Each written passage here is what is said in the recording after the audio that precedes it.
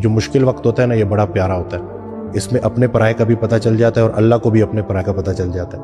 جب میں بہت زیادہ پریشان تھا، انگزائٹی میں تھا، میں نے اپنا جم بھی فار سیل لگا دیا تھا، سوسائڈل تھاٹس، یہ ساری چیزیں. تو اسی دوران ایک دن میں بیٹھا ہوا تو قاسم علی شاہ صاحب کی میں نے ایک ویڈیو دیکھی جس میں انہوں نے ذکر کیا حضرت واصف علی واصف رحمۃ اللہ علیہ کا کہ میرے استاد، میرے پیر و مرشد. تو میں نے نا سرچ کیا، سمپل گوگل کیا تو ایک ویڈیو آ گئی غم کے عنوان سے.